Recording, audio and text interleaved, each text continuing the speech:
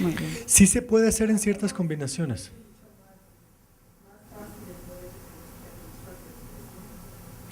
O sea, normalmente ciertas combinaciones, si estoy recordando bien, Josefa, ciertas combinaciones se hacen, por ejemplo, en verde y en rojo, finalmente con ese motivo que es comprobar que está confluyendo en una misma célula un marcador linfoide más un marcador mieloide.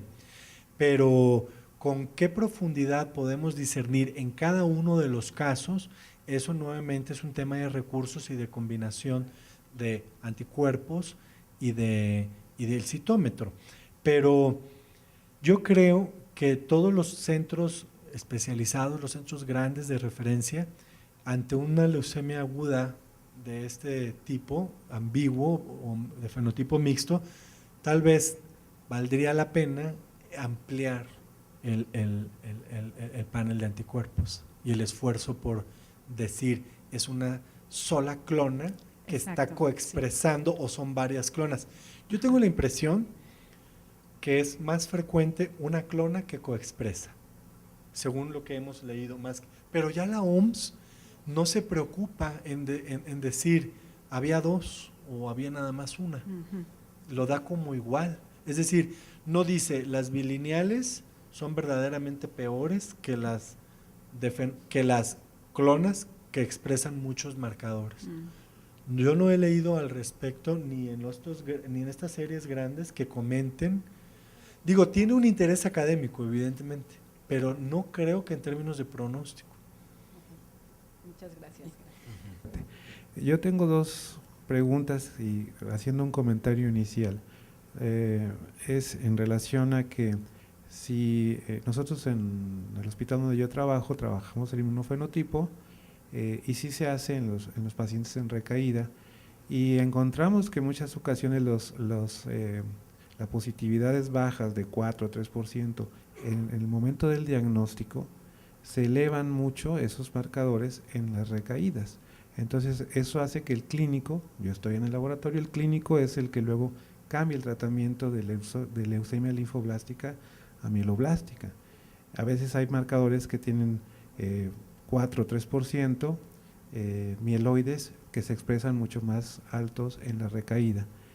Y en base a esto yo les preguntaría si en el trabajo que hicieron, porque también es importante ver si las tres instituciones tienen estructurado el mismo panel de anticuerpos para los diferentes linajes, porque tal vez ahí puede haber algún sesgo si se checó esto, porque muchas instituciones, precisamente por recursos económicos no muy suficientes, se hacen paneles con los más representativos, y en muchas ocasiones en algunos centros no se siguen los lineamientos internacionales de poner con el marcador rojo, que es el más importante, al anticuerpo contra el antígeno de más importante expresión en un linaje.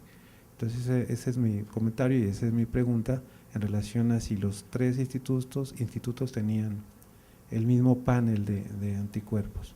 Sí nos preocupamos de que el panel de anticuerpos fuera amplio. Ahora, lo que sí es cierto es que por temporadas en los diferentes centros a veces ciertos marcadores no se incluían y esos casos a veces tenían que ser excluidos, pero serían tal vez una minoría de casos. O sea, casi siempre hay un panel que es el más representativo y que incluye para marcadores B, T, mieloides, de maduración, y en ocasiones, por ejemplo, se extiende, por ejemplo, nosotros extendemos los estudios, por ejemplo, para marcadores de superficie y de maduración de linfocitos, pero con base en los resultados previos, no que se haga siempre a todos, todo el tiempo. Sí es algo que varía, pero sí hay un mínimo de marcadores que se hace por centro. Sí, porque entre más amplio esté el panel, pues más posibilidades hay de identificar más. Ahora, por otro lado, si usted se fija, doctor, la OMS es muy precisa. Sí. Dice, tiene que tener CD19 fuerte, más uno de los que siguen. Y solo le da 3 opciones, 79, 22 y y 10. O sea, más no. Para que sea el T, tiene que tener CD3, nada más. Y para que sea amiloide, tiene que tener mieloperoxidasa, nada más. O componente monocítico demostrado por estas otras. Entonces, de pronto parece que tener muchísimo no necesariamente nos ayuda en términos de clasificación. Lo que tendríamos que tener es todos los que pide la OMS, por ejemplo. Al menos. Claro, ustedes pueden tener una opinión distinta al respecto de combinar y encontrar poblaciones y combinaciones de marcadores. Pero de pronto, por ejemplo, tiene interés tener CD20 porque existe rituximab, pero la OMS no lo toma en cuenta. No sé si con esto Gracias. Voy a dar lectura a la pregunta de la doctora Karina González de Poza Rica, Veracruz. Ella está conectada ahorita en internet y dice: en la experiencia de los ponentes, ¿cuál es la línea de tratamiento que recomiendan, sabiendo que el subtipo más frecuente encontrado fue B, mieloide, para inducción de la remisión? Hola, Cari.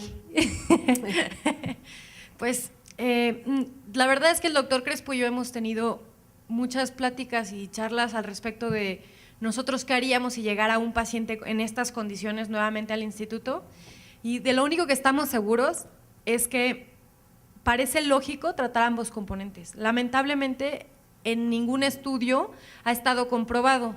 La única que lo comprobó fue la doctora Matutes, y recordar que en esa serie en particular hay una inclusión importante de población pediátrica en esa serie. Entonces, pues obviamente uno de los factores de riesgo en esa serie que tomaba mucho en cuenta era la edad. O sea, tener menores de 15 años vivían más, mucho más que los pacientes adultos que se tomaban en cuenta mayores de 15 años.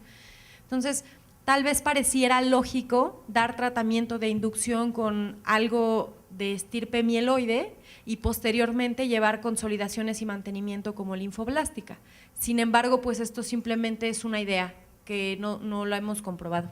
Ahora, recordar que las series más grandes continúan afirmando que no hay un tratamiento efectivo. Es decir, no existe uno que diga empiecen así. Y finalmente, la recomendación general sigue siendo: todo paciente con leucemia de fenotipo ambiguo o de linaje ambiguo, tan pronto esté en remisión, debe trasplantarse, porque le va a ir peor que al resto. Esa es, claro, sabemos que no es fácil llevar a trasplante a las personas, pero esa es hasta el día de hoy la recomendación. ¿Con qué van a empezar?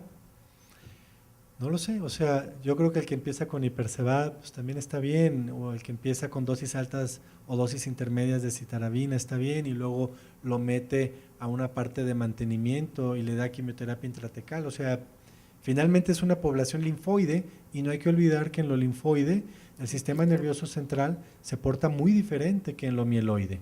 Entonces, si los maestros antes nos decían trata el componente más agresivo, pero es que en el adulto tan agresivo es lo linfoide como lo mieloide.